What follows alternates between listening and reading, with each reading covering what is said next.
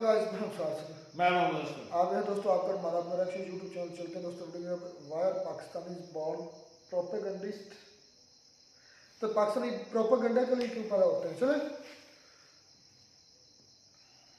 Video देखते हैं दोस्तों, फिर बात करते हैं। नमस्कार दोस्तों, डीडी रेड के एक और रिएक्शन वीडियो में आप सभी का स्वागत है। मैं हूं आलोक। तो आज जो वीडियो लेकर आया हूं वो वीडियो है अनम शेख का, और इसका टाइटल है India destroy Pakistan in UN, Pakistan is a failed state, Kashmiri happy with India और नॉट। अच्छा जी, चलिए लेट्स सी क्या वीडियो में है और क्या बताया जा रहा है। सवाल है बेसिकली मेरा आपसे कि इस टाइम यूएन के अंदर एक मीटिंग हुई है। पाकिस्तान ने कहा है कि कश्मीर के ऊपर जो जुल्म हो रहा है, गाजा के ऊपर जो जुल्म हो रहा है, इंडिया इस जुल्म को खत्म करे। अब इंडियन डिप्लोमेट ने आगे से जवाब दिया कि पाकिस्तान एक फेल्ड स्टेट है जो कि आज बिना सबूतों के हमेशा हम पे इल्जाम लगाता है। पाकिस्तान ने सही कहा। अच्छा। इंडिया अपनी जो है ना बुराई को छुपा रहा है। अच्छा। इंडिया ने जो कुछ आज तक किया है ना वो सबको पता है। अगर नहीं पता है तो अक़वाम मुत्तहिदा आए और सर्वे करे कि हमारे कितने बच्चों को दहशतगर्द बनाया है इन्होंने। कितनी आपने अपनी गलियों में जो बच्चियों को छेड़ा है, बच्चियों के पीछे पड़े हैं, महिलाओं के पीछे पड़े हैं, उनको घूरा है, ये भी मुझे पता है और पूरी दुनिया को पता है। और अगर नहीं पता है तो आपकी गली में अक़वाम मुत्तहिदा आए और सर्वे कराए कि आप कितने बड़े लड़कीबाज हैं, चलेगा। ये जो बातें कही मैंने, वैसे कहनी नहीं चाहिए, आप थोड़े सीनियर सिटीजन टाइप के लग रहे हैं, लेकिन पता है क्यों कही मैंने कही कि आप ऐसे जब मैं आरोप लगाऊंगा तो आप ये कहोगे क्या बदतमीज आदमी है यार, क्या बकवास कर रहा आदमी यार। आप कहोगे कि तेरे पास है कोई सबूत, मैं कहूंगा नहीं सबूत तो नहीं है मेरे पास, लेकिन पूरी दुनिया जानती है, और नहीं जानती तो सर्वे करा लो, मैं अपनी बात पर अड़ा हूं। तो आप मुझे पागल कहेंगे, बेवकूफ कहेंगे, जाहिल कहेंगे। अब समझ लिए कि मैं आपको क्या कह रहा हूं। आपके कहने से, पाकिस्तान के कहने से कुछ नहीं होगा, सबूत लाना पड़ेगा, साबित करना पड़ेगा। क्या 78 ईयर्स में पाकिस्तान ये साबित कर पाया? मुंह उठा के सब कोई बकना शुरू कर देता है, मैं तो कहता हूं हगना शुरू कर देते हैं, बकना नहीं, आप लोग हगना शुरू करते हैं मुंह से। सबूत नहीं है लेकिन कोई। कितनी तंजीमों को बनाया, कितने बलूचिस्तान में बेकार कैंप बनाए, अफगानिस्तान में बेकार कैंप बनाए। आके सर्वे करें कौन कौन सी तंजीमों को ट्रेनिंग दी उन्होंने, वो आके सर्वे करें, इंडिया का पता चलेगा। इंडिया की आवाम बहुत अच्छी है, यहाँ भी आती है घूमने फिरने के लिए। उसके हुक्मरान सही नहीं है, राव एजेंट सही नहीं है, वो पाकिस्तान की इकोनॉमी को खराब करना चाहते हैं। अच्छा। वो उनके जो मिशन था, आपको पता है श्रीलंका की टीम जब आई थी तो किसने करवाया था? ये भी उसी के काम थे। उन लड़कों को ट्रेनिंग देके उसके काम थे। तो पाकिस्तान ने हमें इंटरनेशनल कोर्ट ऑफ जस्टिस में घसीटा क्यों नहीं? अबे शर्म नहीं आती है? तुम लोग बूढ़े हो जाते हो लेकिन तुम लोग के दिमाग से वो नफरत और वो जो प्रोपेगेंडा है वो बाहर नहीं निकलता। अबे कब्र में पांव लटके हैं, सच बोला करो, वरना ऊपर जाकर जहन्नुम में जाओगे, जहन्नुम में। और जन्नत के ख्वाब जो देख रहे हो 72 हूरें भी नहीं मिलेंगी। अबे कब्र में पांव लटके हैं, कुछ तो सच बोल लिया करो। इसीलिए तुम लोग जो जिस पर बिलीव करते हो ना, वो तुम्हारी सुन नहीं रहा तुम्हारी। वो फैंटियां मारे जा रहा है, लेकिन कम अकल, बेअकल, बेवकूफ, जाहिल लोग समझ ही नहीं पा रहे हैं बात को। यार क्यों इतनी फैंटियां लग रही है? रॉ का हाथ है इसमें। अबे तुम्हारे कर्म हैं, तुम्हारी करतूतें हैं, ये झूठ है, ये प्रोपेगेंडा है। भाई मेरा एक सवाल है, सिंपल सवाल है। जब हर पाकिस्तानी को, पाकिस्तान के बच्चे को पता है कि रॉ इन्वॉल्व है, ये इन्वॉल्व हो, भाई पाकिस्तान की सरकार हमारे खिलाफ इंटरनेशनल कोर्ट ऑफ जस्टिस में क्यों नहीं जाती और वो सबूत पेश करके हमें क्यों नहीं साबित करती कि भारत ने कराया? ये नहीं, हम सबूत नहीं देंगे, सिर्फ आप हमारे कहने से मान लीजिए। तो आप हमारे कहने से मान लीजिए कि आप लड़कीबाज हो, एक नंबर के, मोहल्ले की बच्चियों को आप छेड़ते हो, मान लो मेरे कहने से, तो मैं भी मान लूंगा। जो करवाया था ये, ताकि पाकिस्तान में टीम वगैरह भी ना आए। अल्लाह का बड़ा करम है, टीमें भी आ रही हैं, पाकिस्तान में भी अमन है, बहुत कुछ है। और ये राव एजेंट ज्यादा कर रहे हैं। और इंडिया इतना ताकतवर है कि भाई पाकिस्तान में घुस के सब कुछ करवा रहे हैं। पैसे से बहुत कुछ हो जाता है। अच्छा। गुर्बत होती है, लोग नशा करते हैं, उनको आप जो चाहे करवा सकते हैं। सर इसमें तो फिर हमारा फॉल्ट है ना कि हमने ग्रूमिंग नहीं अच्छी की। क्या आप एक सच्चे पाकिस्तानी है, पाकिस्तान में रहते हैं, तो आपको मैं 5000 दूं तो आप बॉम्ब ब्लास्ट कर देंगे?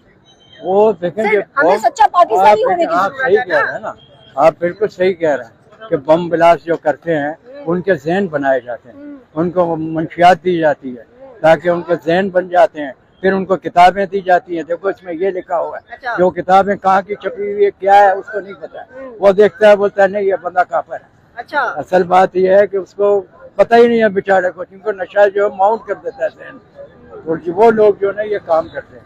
सर, इंडिया कहता है कि पाकिस्तान एक फेयर स्टेट है। इन सेंस के अगर हम देखें तो इस टाइम हमारी इकोनॉमी और पाकिस्तान इंडिया की इकोनॉमी में बहुत फर्क है। इंडिया कहता है कि हमारे साथ दुनिया के बेहतर से बेहतर, ऊंचे से ऊंचा मुमालिक हमारे साथ रहना चाहता है, हमारे साथ लेन देन करना चाहता है, हमारे साथ ट्रेड करना चाहता है, हमारे साथ अच्छे ताल्लुकात बनाना चाहता है। पाकिस्तान के साथ कौन सा मुल्क है जो कि अच्छे ताल्लुकात रखना चाहता है? पाकिस्तान के लिए सब करना चाहते हैं, ऐसी बात नहीं। अच्छा। इंडिया की आबादी बहुत बड़ी है, अफरात कुव्वत है, मादनियात है, उनसे लेन देन है, कारोबार करते हैं, उसकी वजह से वो कर रहे हैं। हमारे यहाँ जो है ना कारोबार इतना नहीं है, ना हमारी जो हमने सिटी गवर्नमेंटों को इख्तियारात दिए, ना हमने अमन करवाया अभी तक। जब तक हम ये कराएंगे इंडिया कुछ भी नहीं। हमारे मुल्क में जिस दिन सिटी गवर्नमेंट को इख्तियारात देंगे तो ये सारे मामले, दहशतगर्दी, करप्शन, मईशत सब सही हो जाएगी।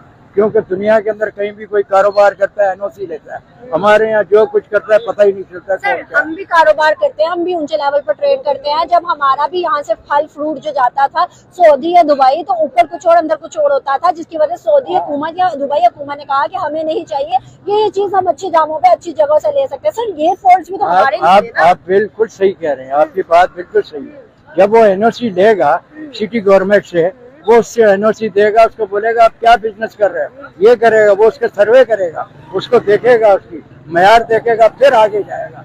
ये तो बिगर मयार घर बैठे पता नहीं कौन क्या कर रहा है, क्या बना रहा है, क्या भेज रहा है, किसी का कुछ नहीं पता है। अबे बुढ़ऊ, तो बेईमान तुम, धोखेबाज तुम, लालची तुम, लोभी तुम, अब बच्चों के दुश्मन तुम, महिलाओं के दुश्मन तुम, साजिशें रचो तुम, 2 नंबरी काम करो तुम, और उसके बाद कहो कि नहीं हम तो बड़े अच्छे हैं, हमारे संबंध बड़े सबसे अच्छे हैं। भारत दिक्कत दे रहा है, 78 साल से भारत ही दिक्कत दे रहा है तुम्हें।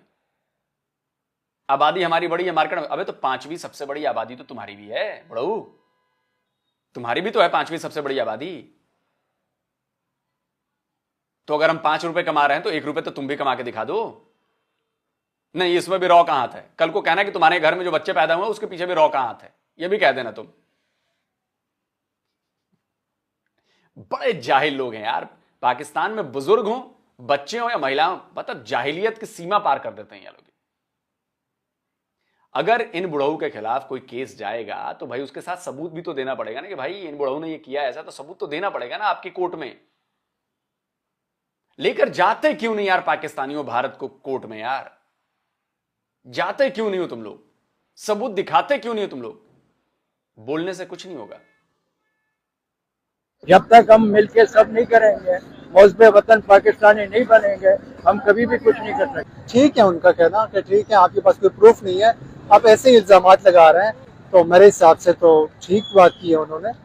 तो अगर कोई प्रूफ है तो वो दिखाए और उसके खिलाफ अमली इक़दाम करे ताकि इंडिया उससे। चलिए, एक कोई पाकिस्तानी तो पढ़ा लिखा निकला, समझदार निकला, जो कम से कम इस बात को तो माना उसने कि यार अगर आप ये कह रहे हो तो आप प्रूफ तो करो, प्रूफ तो दिखाओ। बिना प्रूफ के कैसे साबित हो जाएगा?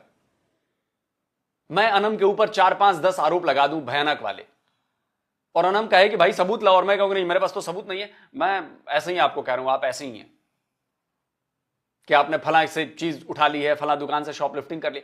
अरे भाई ये बेवकूफी वाली बात होगी, लोग मुझे ही कहेंगे कि बड़ा जाहिल आदमी है, और ये पाकिस्तानी समझने को तैयार नहीं।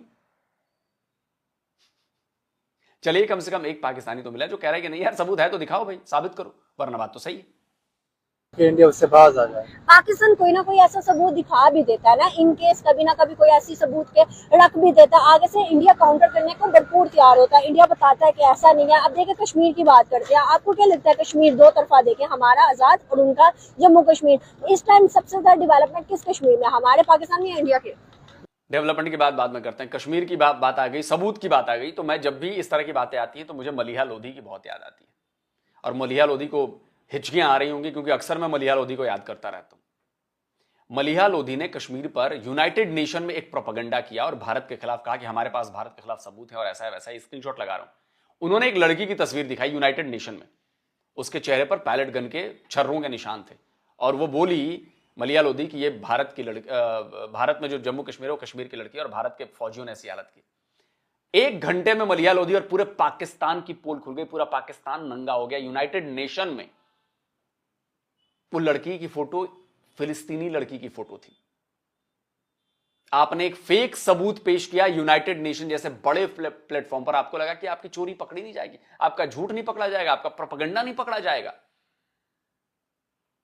मलिया लोधी की नौकरी चली गई, पाकिस्तान की गवर्नमेंट ने निकाल दिया। यह कहा कि इनके पीएम मोदी से बड़े अच्छे संबंध हैं। आप समझ रहे हैं? तो ऐसे सबूत आप देंगे। दुनिया पागल नहीं है ना, आपकी जनता पागल है, जो बेवकूफ जनता है, जाहिल, वो भरोसा कर लेती है कहने पर। दुनिया तो सबूत मांगती है, जो सबूत आप देते हैं वो फेक होते हैं। कैसे कोई भरोसा करेगा आप पर, बता दो। और यही हुआ, पाकिस्तान एक्सपोज हो गया पूरी दुनिया के सामने। कुलभूषण जाधव वाले मामले में एक्सपोज हो गया पूरी दुनिया के सामने। आपकी तो आर्मी कोर्ट ने फांसी की सजा दे दी थी, क्यों फांसी की सजा नहीं दी?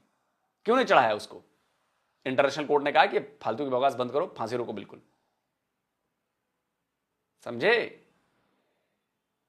और जाधव के लिए आपको अपने देश के कानून में बदलाव करने पड़े। ये स्क्रीनशॉट लगाता हूं, आपको अपने देश का कानून बदलना पड़ा, जो आम पाकिस्तानियों को हासिल नहीं था। वो कानून आपने जाधव के लिए बनाया। क्यों बनाया भाई? क्यों बनाया? क्योंकि आपके पास सबूत नहीं है। वैसे तो इंडिया का तो मुझे पता नहीं है, पाकिस्तान में हम रह रहे हैं। अच्छा। और पाकिस्तान के हालात हमारे सामने हैं। अपने मुल्क में क्या चल रहा है उसे सबको पता है। किसी को R0 बंदा। आप किधर से हो? मैं सवाद से हूँ, कालाम से। सही। तो देखे यहाँ अपने हालात खराब है पाकिस्तान के, क्या हो रहा है मुल्क में वो सब सामने है।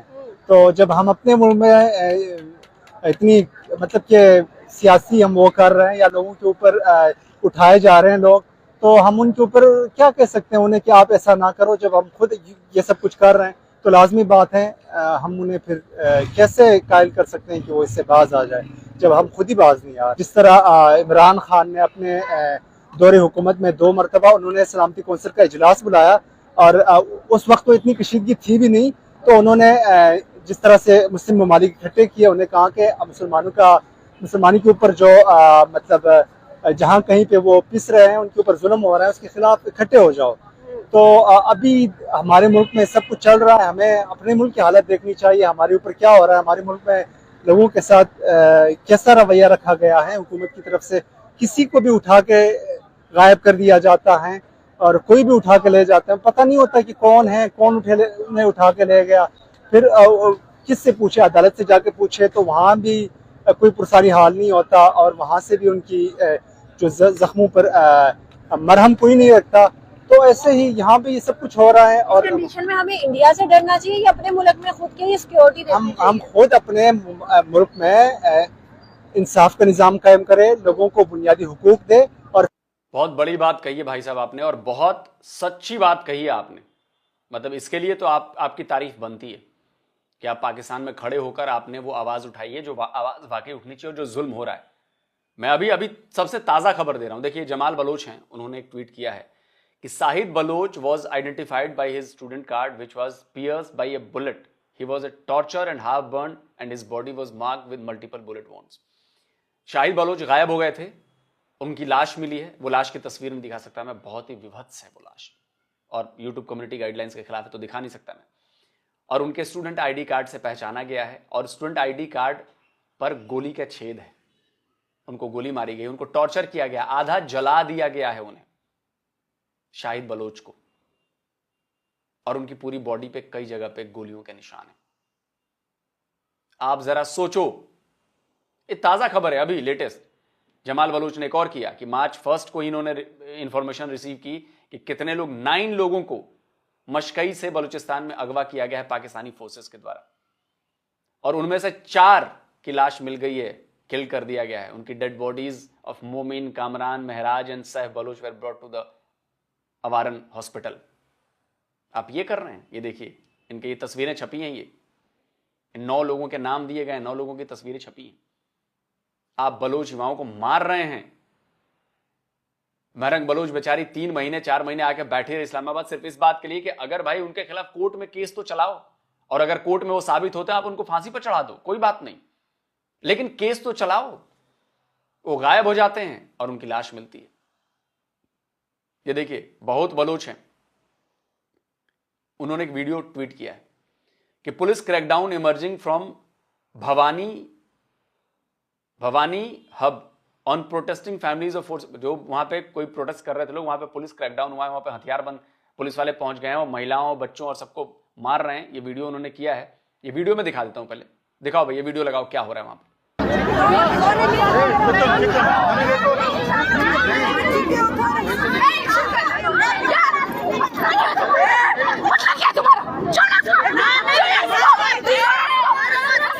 अल्लाह खैर करेगा, सही है। अल्लाह अगर खैर करेगा, हमारे बंदे लेके आओ। तो बंदे लेके आएंगे आप, यहाँ लेके आओ, यहाँ लेके आओ। कहाँ चले आप, कहाँ चले? मैं आपको बोल रही हूँ, मेरे साथ बदतमीजी नहीं करना।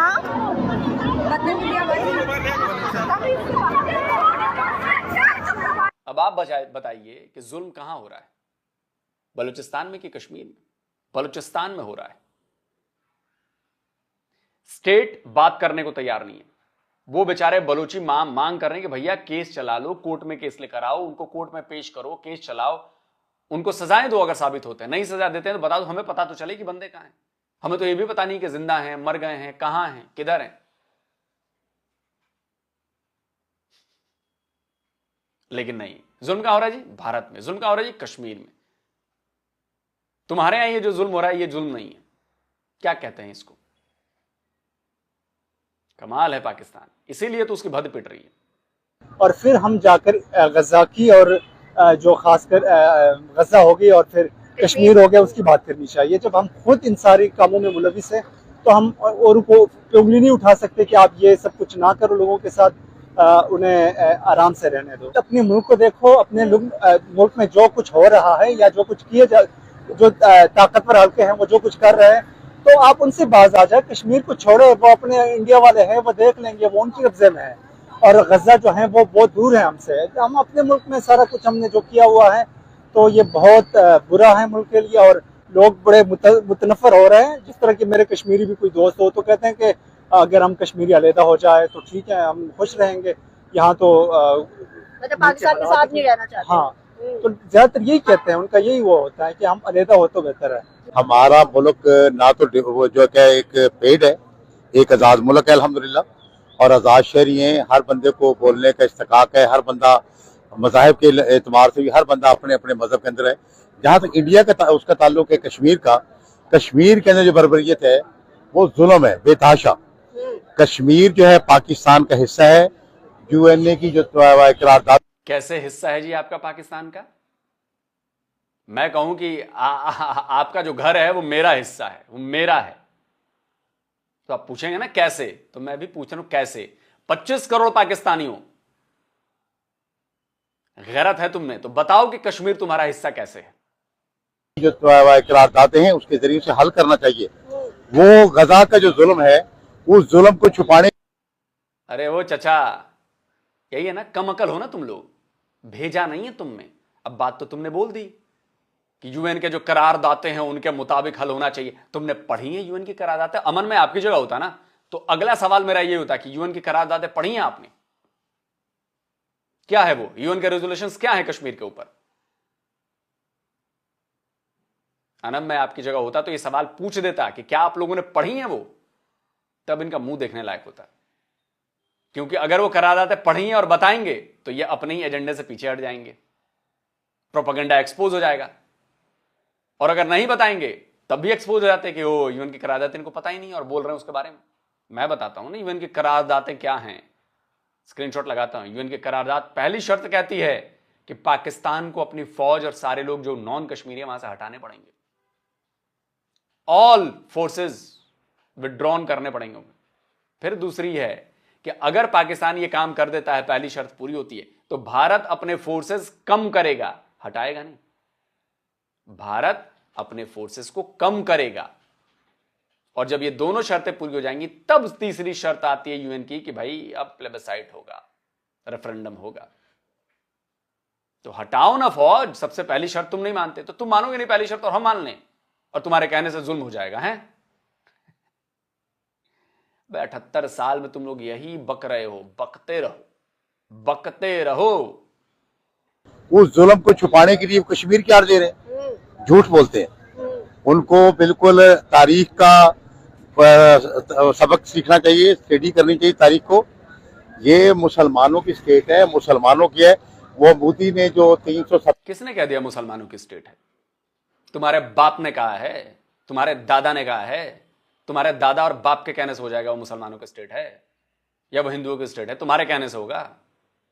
उसकी हिस्ट्री बताई जाएगी। वो ऋषि कश्यप की जमीन है, तो कश्मीरी पंडितों की जमीन है। और बताओ, फिर तो तुम्हारा इतिहास नहीं निकाला जाएगा ना, फिर तो पूरा इतिहास निकलेगा। फिर तो पूरा इतिहास निकलेगा ना। या आपके नहीं, सिर्फ हमारा वाला इतिहास निकलेगा और बाकी कोई इतिहास नहीं निकलेगा। का है भैया? तुम्हारे ऐसे दो टकेगे पाकिस्तानी, तुम लोग की औकात नहीं है बे कश्मीर पर बात करने की। 70 का और वो 130 का वहां पे ऑर्डिनेंस करके कि कोई मुसलमान वहां प्रॉपर्टी नहीं खरीद सकता, वहां तो बेताशा मुसलमान खरीद रहे हैं, दुनिया रह रही है। वो बिल्कुल पाकिस्तान का हिस्सा है। या तो उनको खुद राज्य कहते हैं ना, कि उनको कहें कि जी तुम वहां पे कन्फेडरेशन कराओ और उनकी राय लो, जो राय वो देते हैं उसके मुताबिक फैसला कर लो। सर इस टाइम देखा जाए तो इस टाइम मोदी ये कहता है, पीएम मोदी का बयान है कि कश्मीर के अंदर देखा जाए तो दुनिया भर की इन्वेस्टमेंट जा रही है। अगर कश्मीर के अंदर जुल्म होता तो दुनिया को नजर आता, स्पेशली सऊदी और दुबई को नजर आता। बिल्कुल झूठ बोल रहा है मोदी, हिंदू डिप्लोमेट है, झूठ बोलता है। मक्का तू बिल्कुल झूठ बोल रहा है। तू मुसलमान रेडिकल है। तेरा बाप भी झूठा था, तेरा दादा भी झूठा था। तेरे बाप को भी चपेट पड़ी थी, तेरे दादा को भी चपेट पड़ी थी, और तुझे भी चपेट पड़ेगी। और बोल, जैसी लैंग्वेज में बोलोगे पाकिस्तानियों, उसी लैंग्वेज में जवाब मिलेगा।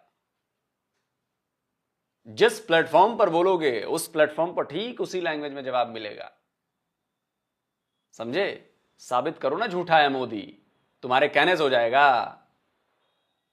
फिर तो मेरे कहने से तुम भी हो जाओगे कि तुम अपनी बहू को मारते हो, तुम अपनी बहू के साथ गलत काम करते हो, अपनी बीवी को मारते हो। साबित हो जाएगा ऐसा करने से। है, मकार है, और अपनी मकारी को छुपाने के लिए वो 100 हरबे इस्तेमाल करते हैं। अच्छा। दूसरी बात देखें, उनको यहाँ ये नजर नहीं है तो उन्होंने जाके कनेडा के अंदर वो दिलीप सिंह को मरवा दिया। एक खालिस्तान की तारीख जब दबाने के लिए उसको वहां से पकड़ लिया।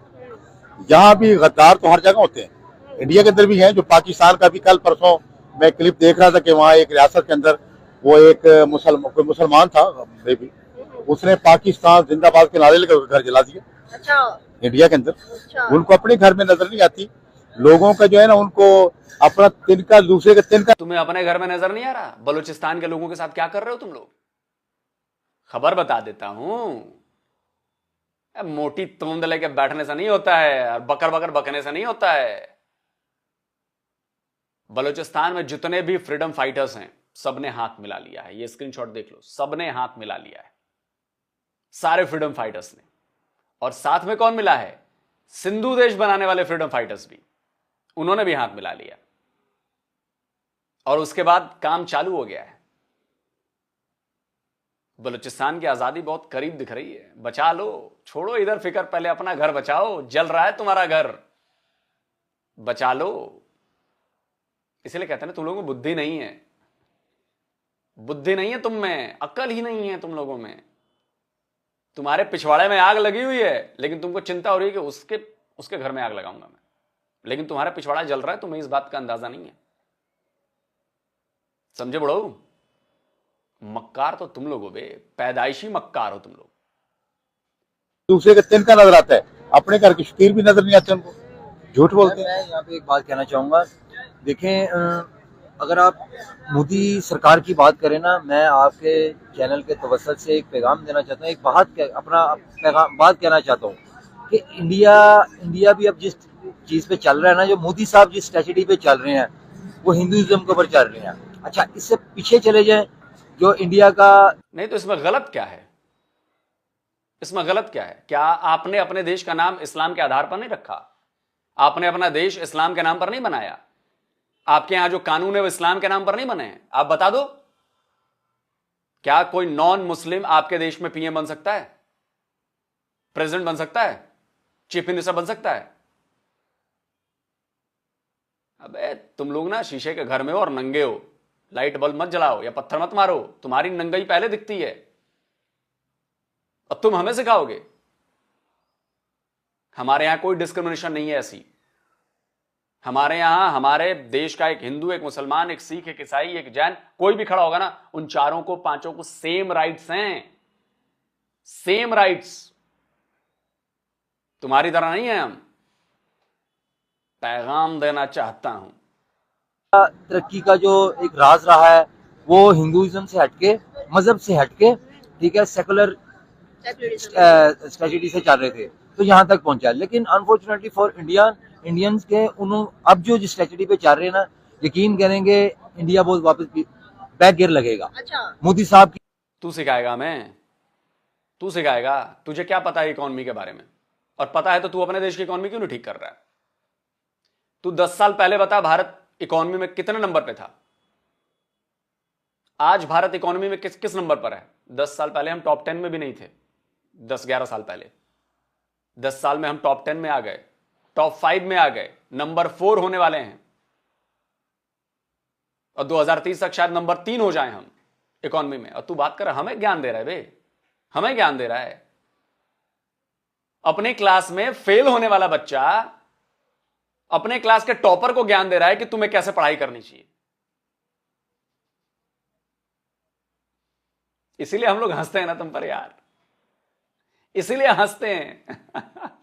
मोदी साहब की स्ट्रेटजी की वजह से।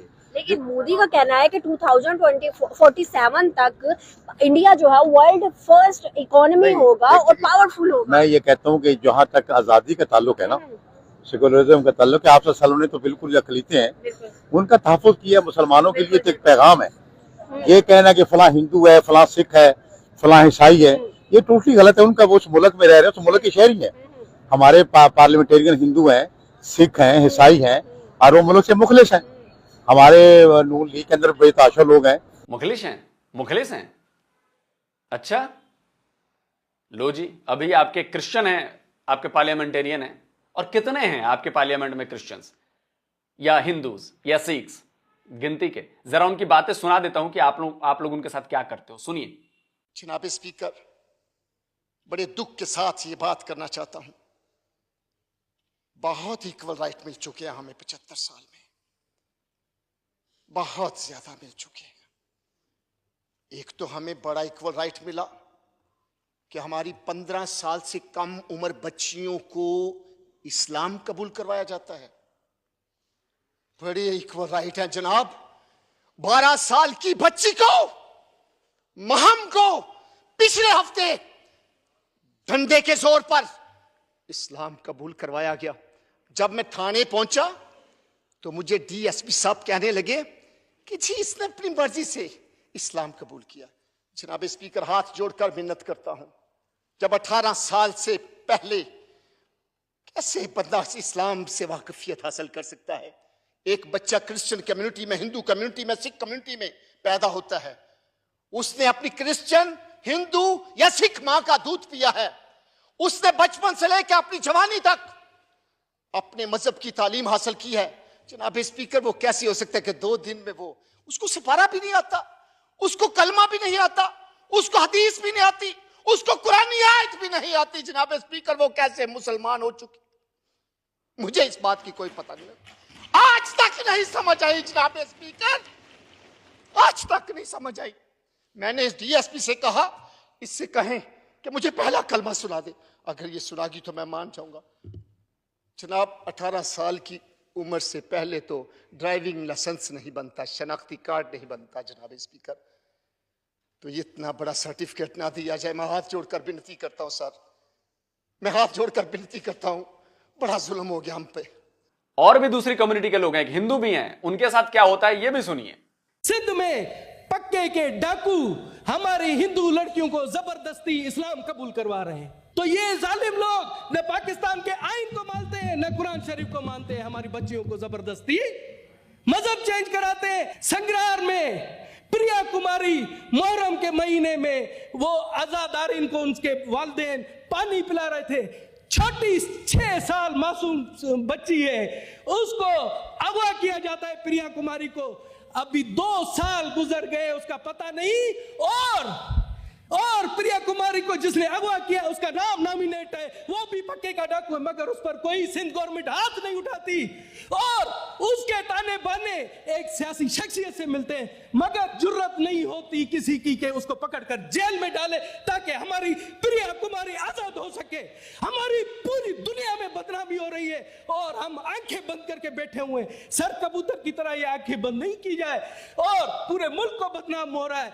शर्म आ रही है? हमारे यहां नहीं है पार्लियामेंट्रियन, हमारे यहाँ तो बराबर है, हमने कोई कोटा भी नहीं दे रखा वैसा। हमारे तो बराबर है, जितने चाहे चुनाव लड़ो, जितने चाहे बनो। मुसलमान हैं, सिख हैं, ईसाई हैं, हर धर्म के लोग हैं।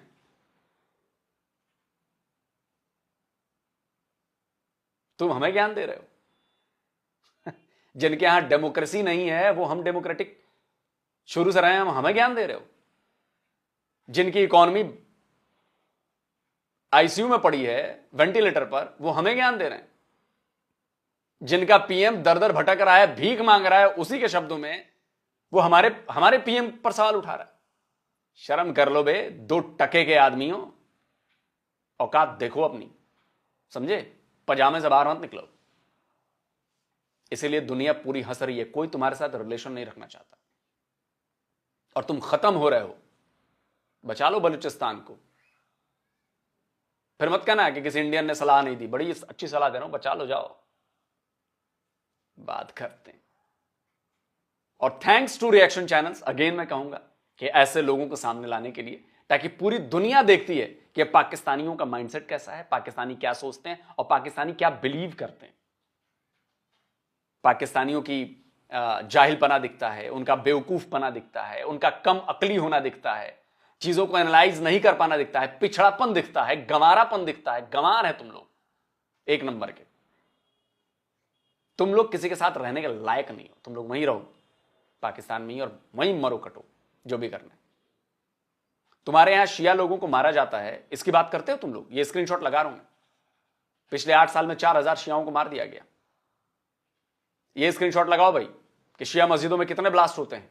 अब भारत में बताओ कि शिया मस्जिदों में कितने ब्लास्ट हुए आज तक। पिछले 10 साल का ही बता दे, और यह आंकड़ा मैं दे रहा हूं पिछले 10 साल का। तुम्हारे यहां कितने शिया मुसलमानों को मार डाला गया वहां पर? आए दिन मस्जिदों में ब्लास्ट होते रहते हैं और हमें ज्ञान देने चले हो। अबे नंगे हो जाओगे। तो नंगई से बचना है तो सीधी सीधी असली बात बताया करो। प्रोपेगेंडा करोगे तो नंगा करूंगा मैं, याद रखना। दोस्तों कमेंट करके बताइए और इस वीडियो को फैलाइए। जल्दी मिलता हूं एक और नए वीडियो के साथ। नमस्कार, जय हिंद। तो अगर आप चाहते हैं मुझसे बात करना, मुझसे कोई सवाल पूछना, तो फैन कॉल पर आप मुझसे कनेक्ट हो सकते हैं। फैन कॉल में ये सुविधा है कि आप अपने हिसाब से वहां पर जाकर टाइम स्लॉट बुक कर सकते हैं कि आपको फलाने दिन मुझसे बात करनी है, फलाने टाइम पे मुझसे बात करनी है। लेकिन ये भी बता दूं कि ये पेड सर्विस है।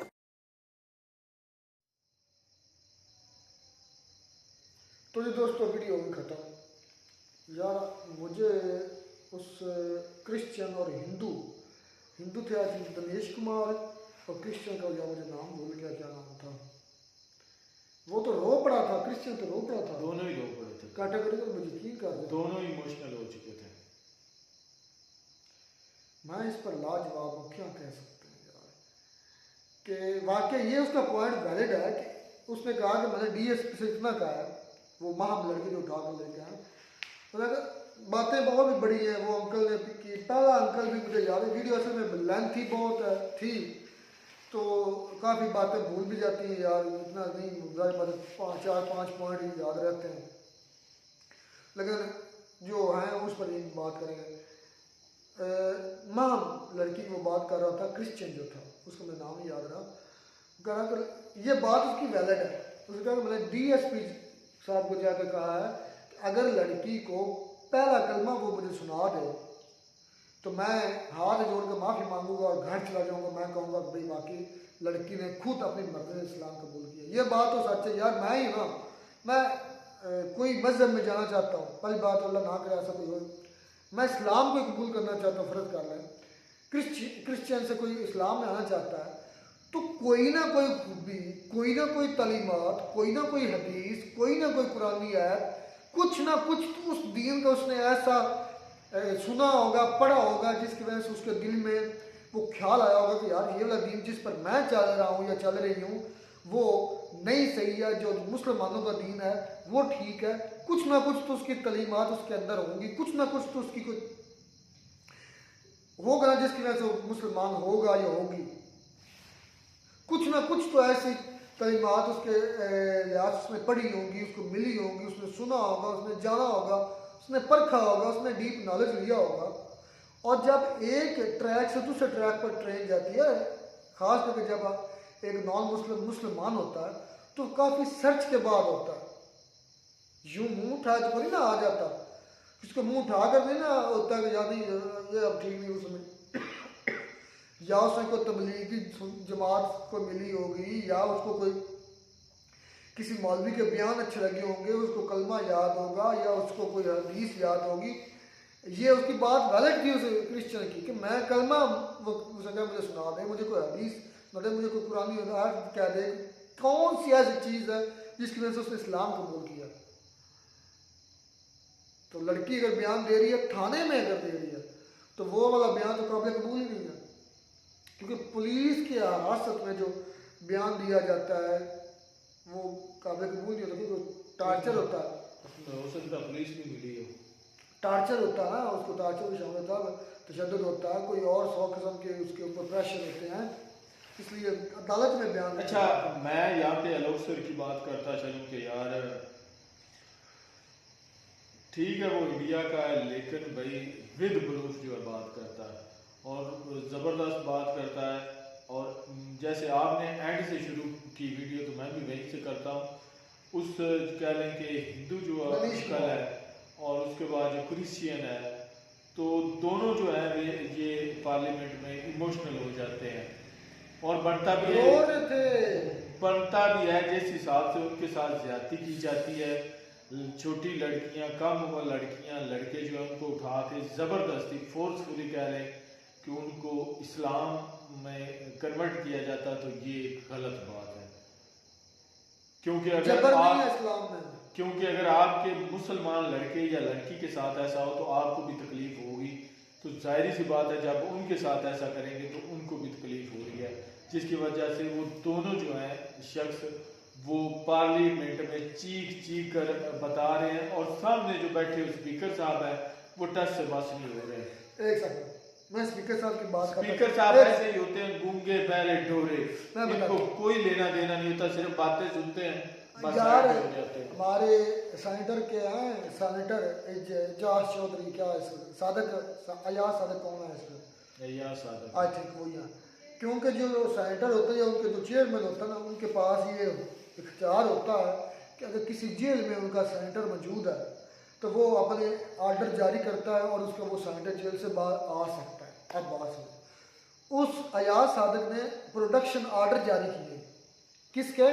आपको पता है पीटीआई का एक सेनेटर है एजाज चौधरी, वो दाढ़ी वाला बाबा, वो बीमार, कैंसर भी है उसको, हार्ट का भी मसला है, उसके प्रोडक्शन आर्डर जारी किए हैं हमारे सेनेट के चेयरमैन ने।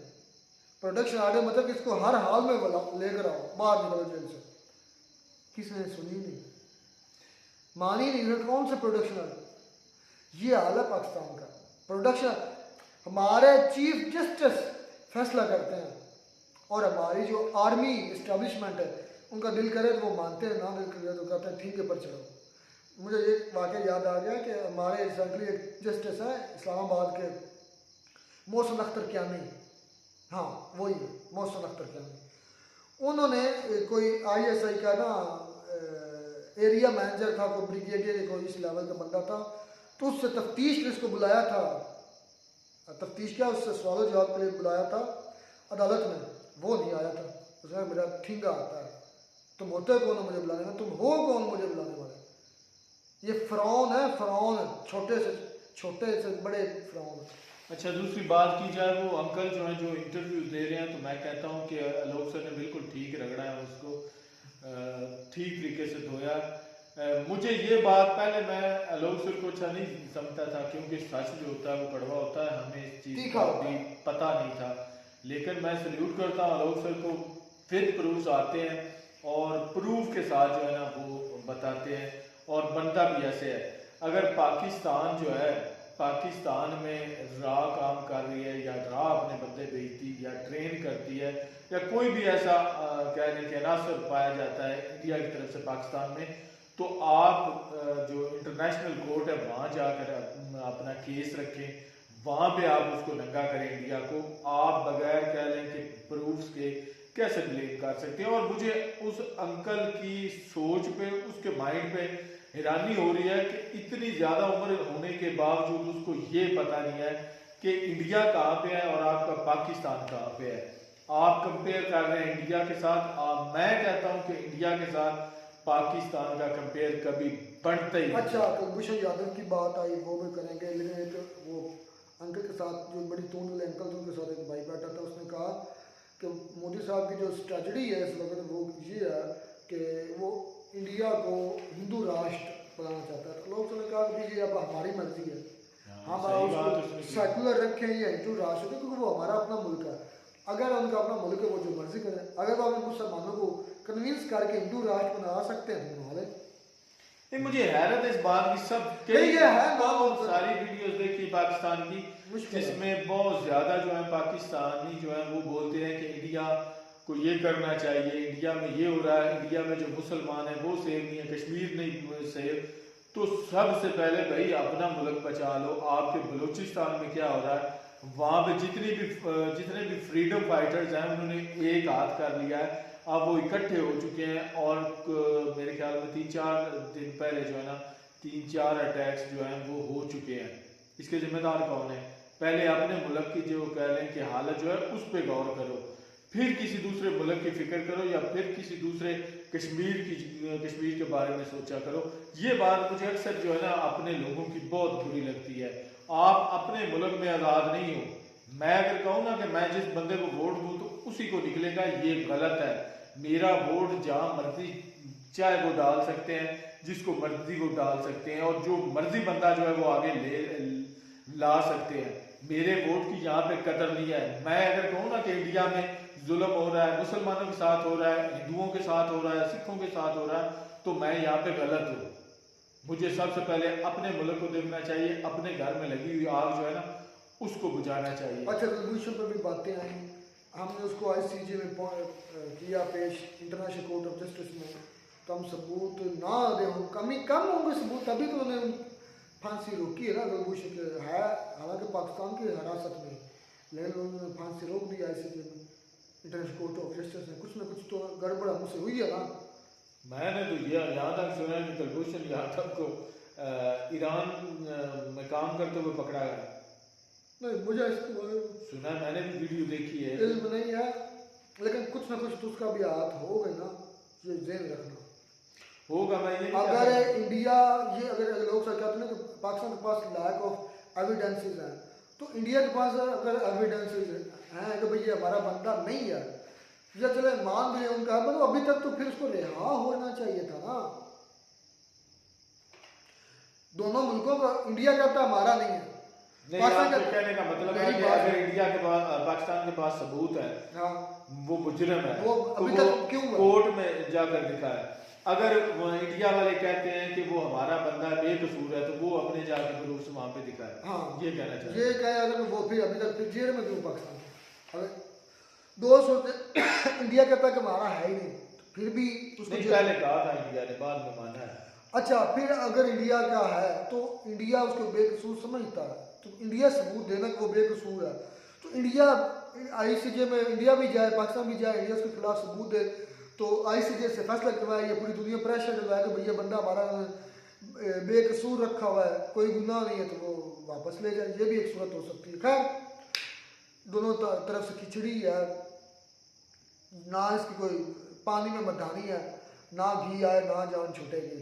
चलें, खैर, बाकी हिंदू राष्ट्र बनाए, इंडिया हमसे तरक्की कर रहा है, जो मर्जी करे, उनका अपना मुल्क है, हम उस पर ये नहीं कह सकते। हाँ, उधर के मुसलमान ये करवाना चाहते थे, उनकी मर्जी, मुसलमान ऐसा होने नहीं देगा और इंडिया करेगा भी नहीं, ये भी ध्यान रखना। ये बस गलत फहमियाँ ही हैं, इंडिया ऐसा करने वाला भी नहीं है। मिलते नई वीडियो में नाटक साथ। God bless you.